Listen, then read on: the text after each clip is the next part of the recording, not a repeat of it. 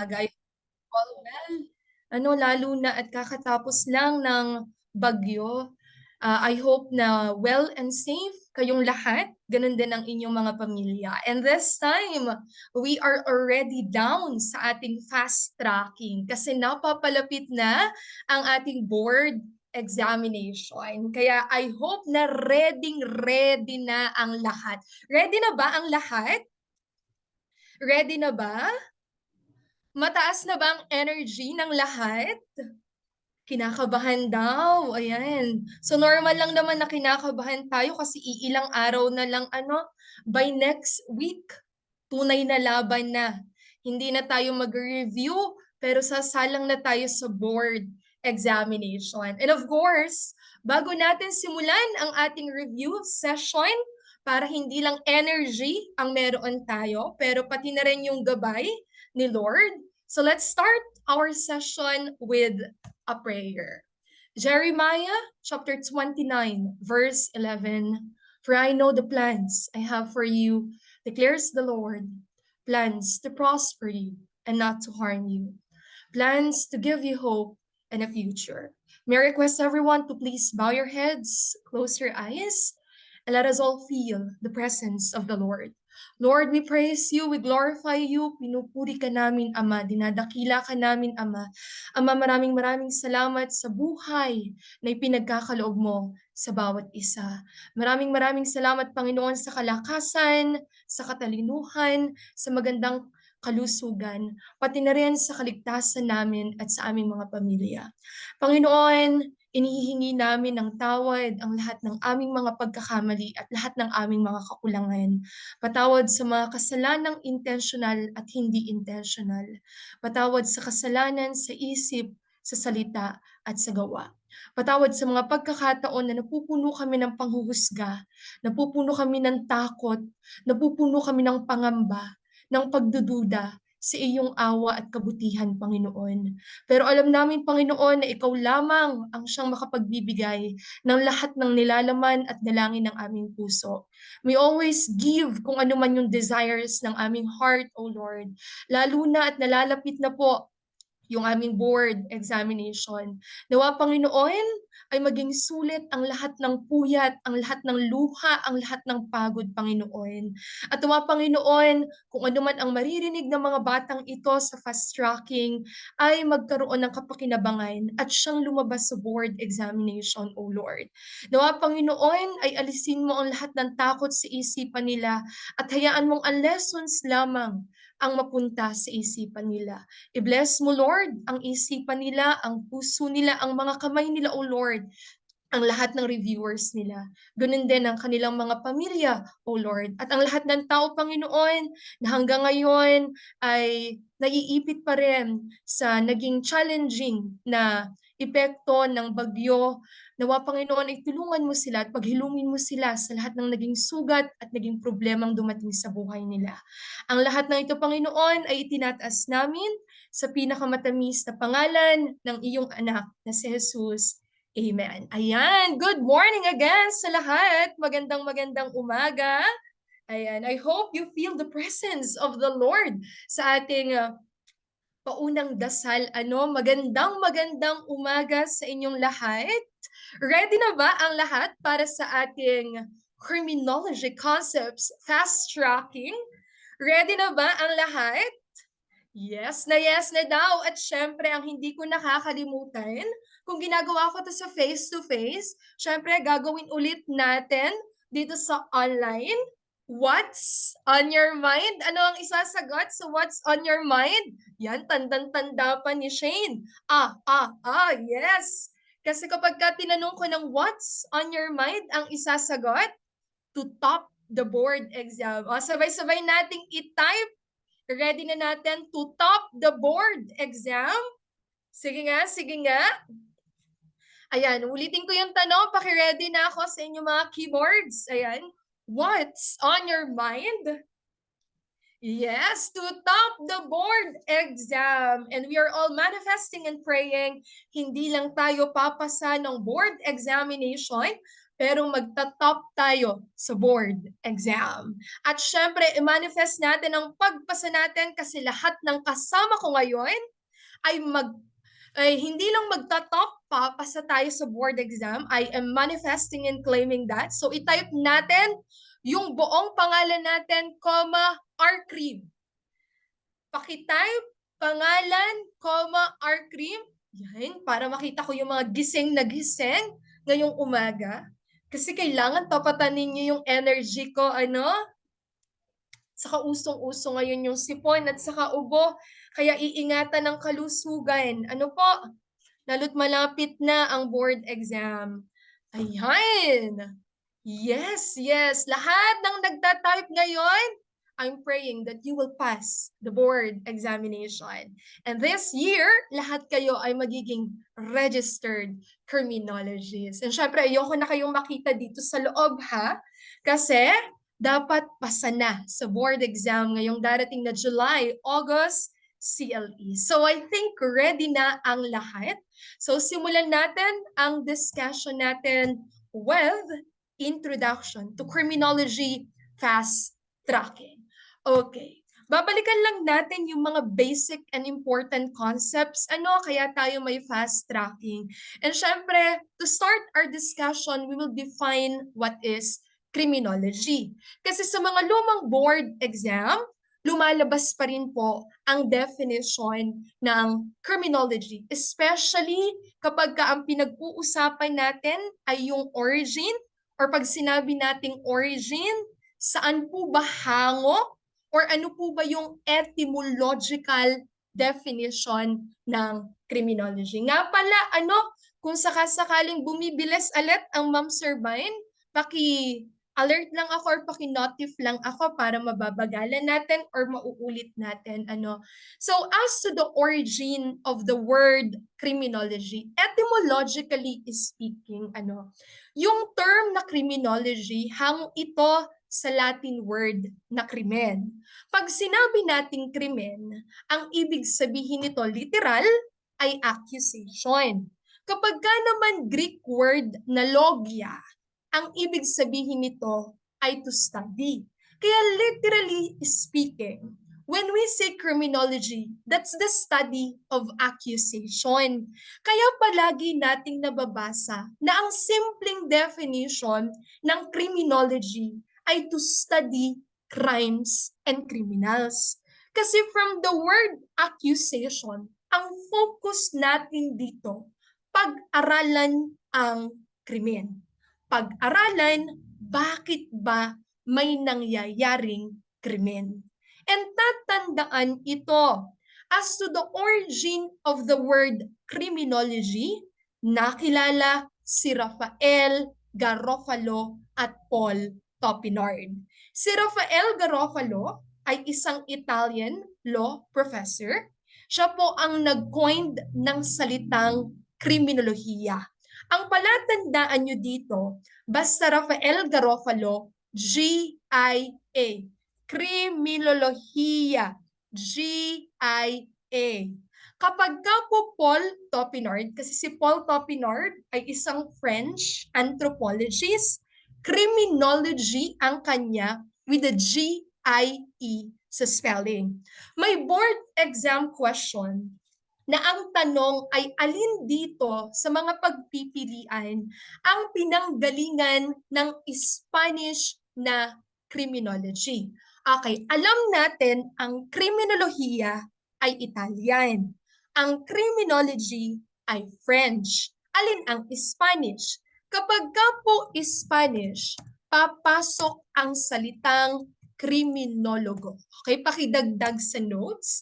Kapag ka po Spanish, papasok ang term na kriminologo. Pero kapag ka Latin, nandun yung krimen na ang ibig sabihin ay accusation. So again, Italian is criminolohiya, criminology na G-I-E ay French, tapos ang Latin ay yung krimen na ang ibig sabihin ay accusation.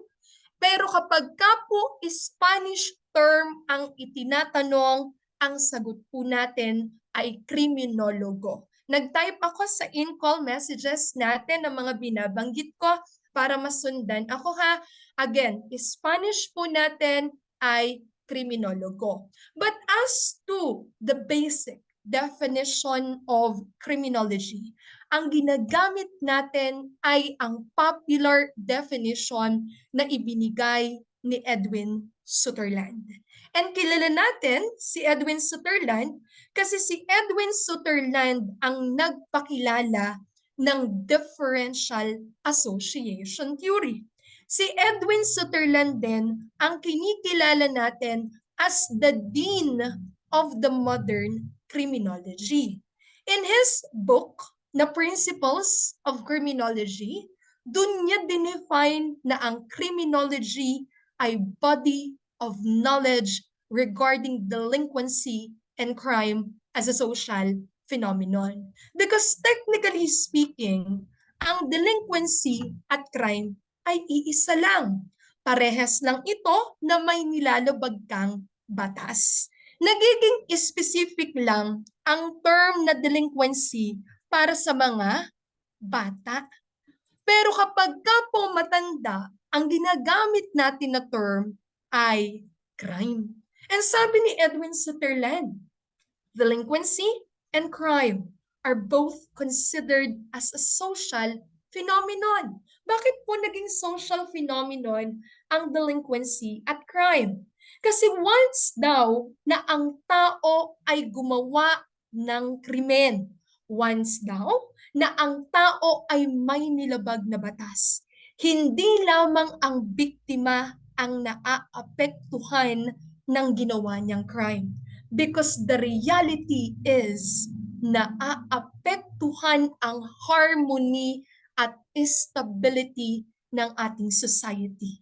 That is the reason bakit lahat ng kaso dito sa Pilipinas ay always tried in the name of the people of the Philippines. Di ba napapansin natin yan? People of the Philippines versus name of the accused. People of the Philippines versus Juan de la Cruz. Kasi pagka may ginawa kang crime, hindi lang naman yung taong pinatay mo, yung taong pinagnakawan mo, ang nagsasuffer. Pero again, yung stability ng society natin, yun ang naaapektuhan. And in the study of crime, in the study of criminals, you have to study first the society. You have to study the laws in that society. Kasi hindi mo naman madedetermine kung may krimen at bakit may krimen kung hindi mo muna pag-aaralan ang ating society at behavior ng mga tao. Kaya nga, di ba, palaging binabanggit, criminology is also a social science because we consider yung delinquency and crime as a social phenomenon. And this is a body of knowledge. Kasi sa pag-aaral ng crime at delinquency, papasok ang tatlong scope. Ano ang tatlong scope? We have the first one, the making of laws. Kasi kailangan nating aralin muna, i-examine muna yung structure ng batas na meron sa isang lugar. And you have to take note na magkakaibang bansa, magkakaibang lugar, magkakaiba ang batas. Kasi nagkakaiba-iba tayo sa batas, kultura, at history. Take marijuana as a very good example. Kasi yung marijuana dito sa bansa natin, legal or illegal? Ang marijuana ba illegal dito sa bansa natin or illegal? Illegal, yes. Pero punta ka sa ibang bansa. Di ba ang marijuana ay kinoconsider as a medicine? Na-legalize ang marijuana, right? So we have to consider muna ano yung batas para masabi natin, papasok yung padalawang scope, kung nagkaroon po ba ng breaking of the laws. And dito sa breaking of the laws, ano po ba yung inaalam natin? Why, despite the existence and the presence of the laws, bakit may mga taong gumagawa pa rin ng crime? Di ba nakakapagtaka yun? May batas naman. Pero bakit may mga taong paulit-ulit pa rin gumagawa ng crime. And in the breaking of the laws, ang focus natin dito ay study of crime causation. And when we say study of crime causation, papasok ang idea ng etiology or ang tinatawag nating criminogenesis. Because etiology or criminogenesis is the study of the causes of crime. A study of the factors bakit may crime. Inaalam natin, that's correct, ano yung causes, ano yung origin ng mga krimen. And very important, balik tayo dun sa making of laws, na malaman natin kung ano yung batas na nilabag, kasi babalik at babalik tayo dun sa principle or legal maxim na nullum crimen, nullo pena sine lege. There is no crime if there is no law punishing it. And kung napag-aralan natin yung mga reasons or causes bakit may gumagawa ng crime, so ang pangatlo at kahuli-hulihang scope natin ay ang reaction towards the breaking of the laws. And sa reaction towards the breaking of the laws, dito papasok ang concept ng penology. Kasi kailangan nating alamin kung ano yung magiging response natin sa mga taong gumawa ng crime. Ilalagay ba natin sila sa kulungan or mag-undergo sila ng correction sa community? Kasi dito papasok ang punishment, ang rehabilitation and reformation. Now, pakitandaan, dito sa definition na provided ni Edwin Sutherland, ang co-author nito ay si Donald Crissey. Ito na ang pinaka-famous na definition na ginagamit natin sa criminology. Kasi 'di ba, we have numerous and various definition ng criminology. Kung tatanungin ko nga, for example, si Kevin, kaya niyang i-define din ang criminology in his own definition, in his own words. Pero again, itong kay Edwin Sutherland, na ang co-author ay si Donald Crissey, siya po ang nag-provide ng pinaka-famous na definition ng criminology. And of course, as a criminology, as a profession, so papasok naman ngayon ang dalawang batas. So we have Republic Act number 6506. The other one is Republic Act number 11131. Pakitandaan ito. Ang Republic Act number 6506 ang dahilan kung bakit may licensure exam para sa mga criminologists. Again, ang RA 6506 ang dahilan kung bakit po meron tayong licensure exam. Ito ang unang batas na ginagamit noon for licensure examination. Kasi the Professional Regulation Commission, they started administering board examination para sa mga criminology graduates noong 1987. And this is because of RA 6506, which is an act creating the Board of Examiners for criminologists in the Philippines and for other purposes. Ma'am, ano po yung RA 11131 na nag-a-apply po sa amin ngayon? Okay, ito ay lumalabas din sa board exam. Pakitandaan, ang RA 11131 ang nag-repeal sa provisions ng RA 6506. Uulitin ko, ang term ay repealed. Kasi when we say repealed, binago nito ang nilalaman ng Republic Act number 6506. Binago nito totally yung mga qualifications, requirements, and conditions para sa licensure examination. Iba kasi yung term na repealed sa tinatawag nating amended. Kapag kasi amended, may pinalitan lang pero may mga provisions na nananatili. Pag repealed, binago na nito yung nilalaman ng RA 6506. So again, it is repealed, not amended. Huwag kakalimutan to ha. And Republic Act number 11131 ay ang Philippine Criminology Profession Act of 2018. Pakitandaan din, kung RA 6506 ang pinag-uusapan natin, ang author po nito ay si Teodulo Natividad. Again, RA 6506, ang author nito ay Teodulo Natividad. Kapag ka naman RA 11131, ang kilalang kilala as one of the sponsors of this law ay si Antonio Trillanes. Siya ang kilalang kilala sa RA 11131. Again, RA 6506, we have Teodulo Natividad. Kapag ka RA 11131 ang itinanong, ang sagot natin ay Antonio Trillanes. Pursuant to this law, specifically Article 3, as to the examination, registration, certification, and licensure. Ano-ano po ba ang qualifications ng applicant for licensure examination? Pakiunawang mabuti, pakinggang mabuti kung hindi kayang sauluhin.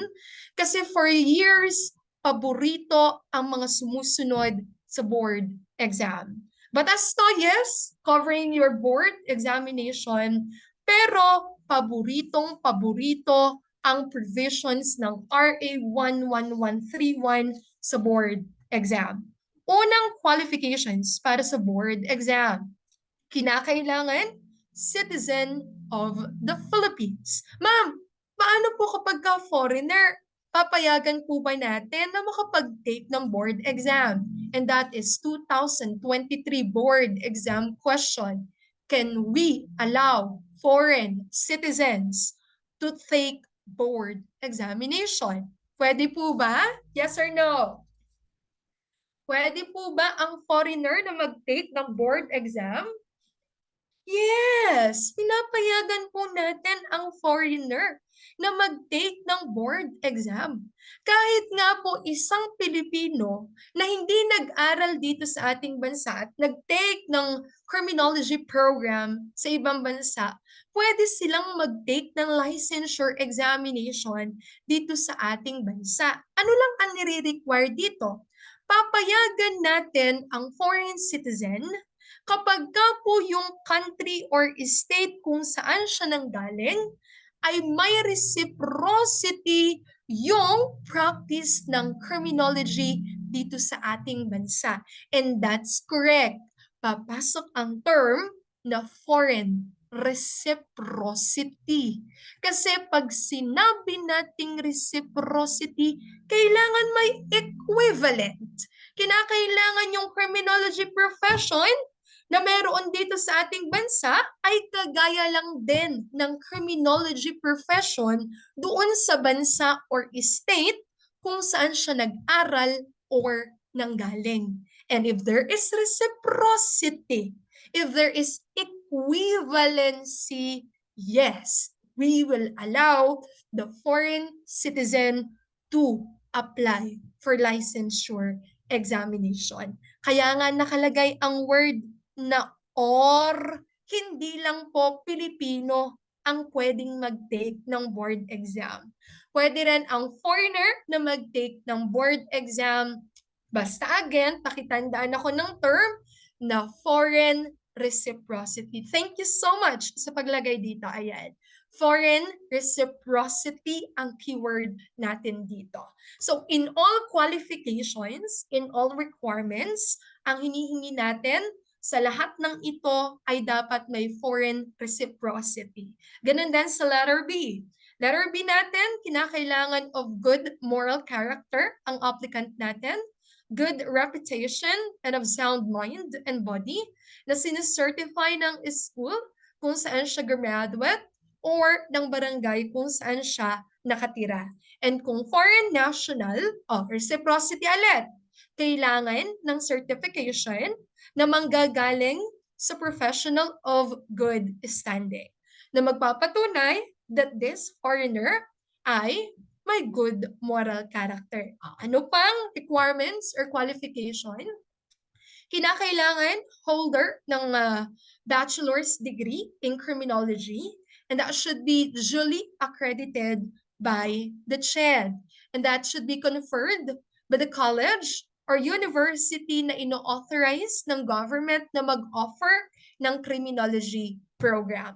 At ito yung sinasabi ko kanina, kahit pa ikaw ay Pilipino na nag-aral sa ibang bansa, walang problema kung magti-take ka ng board examination. Or foreigner ka, nag-aral ka sa ibang bansa, magti-take ka ng board examination.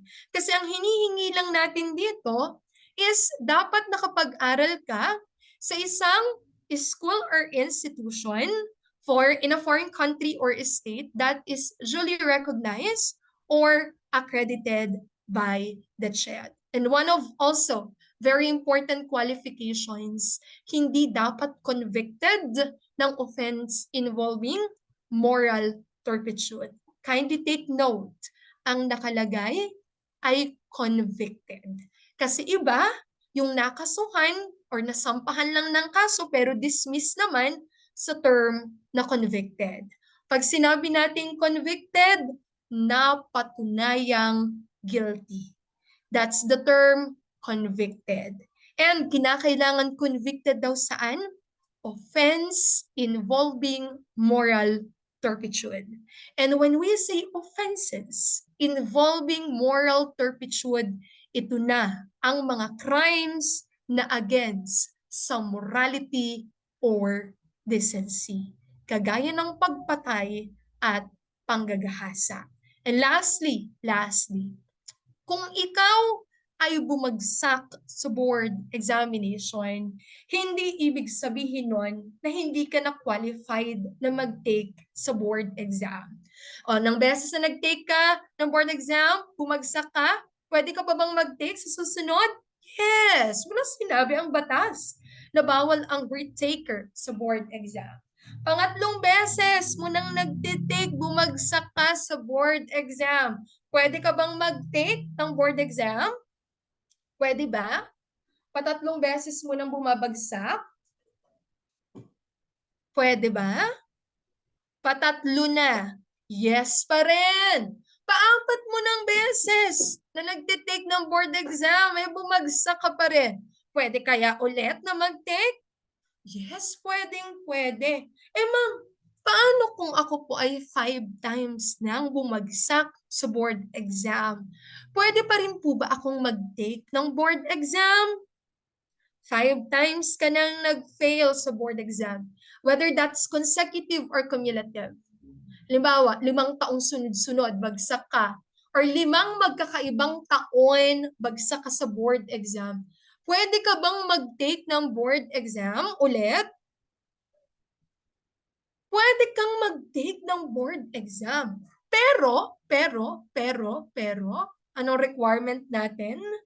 You must have taken and completed refresher course in criminology. And that's correct. General rule.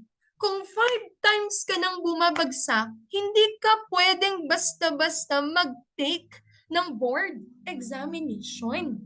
Kailangan muna nakapag-take ka at satisfactorily na kumpleto mo ang refresher course in criminology. And kapag ka na-present mo yung certification that is issued by a reputable institution which is recognized by the CHED, meron tayong mga institution na ina-allow na po na mag-offer na refresher courses in criminology. So kapag ka po sila ay nakatapos na refresher course sa criminology, then we can allow them na mag-take na ng board examination. So yun lang naman ang hinihingi natin, na kapag ka bumagsak ka ng 5 times, whether consecutive or cumulative, dapat makapag-take ka muna ng refresher course bago ka payagan na mag-take ng licensure examination. Yun nga lamang sa RA 11131, naging very challenging ang makapasa ng board examination. Aminin natin yun, very challenging ng batch ninyo, lalo na yung batch na talagang binungaran nitong RA 11131. Kasi mas naging mahigpit yung requirements, pati na rin dun sa mga relative weights na hinihingi para sa mga subjects, pati na rin sa conditions na hinihingi sa mga average po natin. Bakit? Pursuant kasi sa Section 15 ng RA 11131, listen, I am pertaining to Section 15 of RA 11131. Ang CLJ ay 20%, ang LEA ay 20%, ang CDI ay 15%, ang criminalistics or forensic ay 20%, ang CORAD ay 10%, ang criminology ay 15%. Itong nakalagay sa Section 15 ng RA 11131 ay hindi po natin sinusunod. Okay? Uulitin ko para ma-settle natin ito, yung nakalagay sa Section 15 ng RA 11131 ay hindi po natin sinusunod.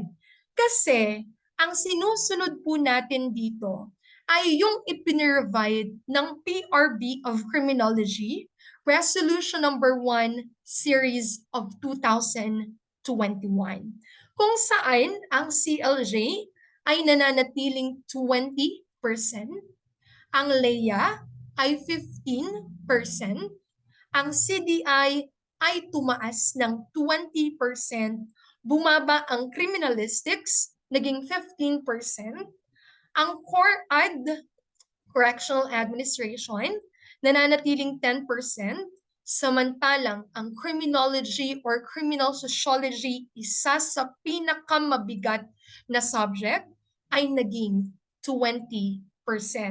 Lahat ng ito ay tumutukoy sa relative weight ng kada area.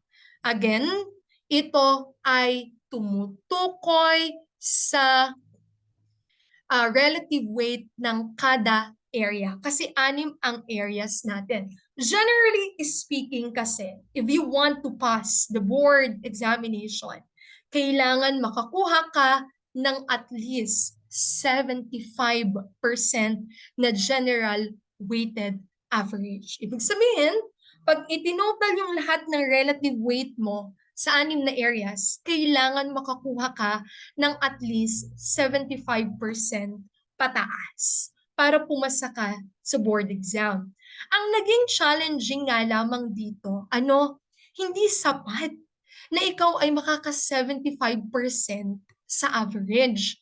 Kasi sa ilalim ng RA 11131, ang nire-require po natin ay tingnan ang individual scores mo sa 6 na areas. Tatandaan ito, hindi porket 75% ang average mo ay automatic papasa ka sa board exam. Uulitin ko hindi porket automatic or hindi porket 75% ang iyong nakuhang average ay automatic papasa ka sa board exam.